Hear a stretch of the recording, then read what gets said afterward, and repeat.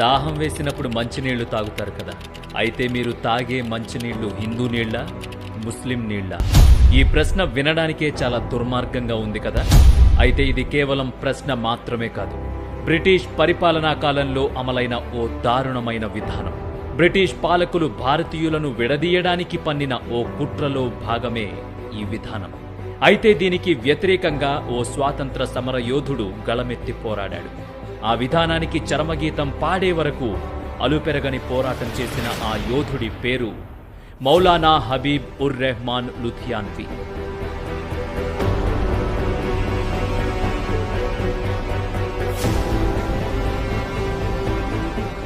British వారు అఖండ భారతదేశాన్ని పాలించడానికి వాడిన ఒకే ఒక్క బ్రహ్మాస్త్రం డివైడ్ అండ్ రూల్, విభజించి పాలించు. ఏమాత్రం అవకాశం ఉన్నా భారతీయుల మధ్య చిచ్చు పెట్టి వారిని వేరు చేసి పబ్బం గడుపు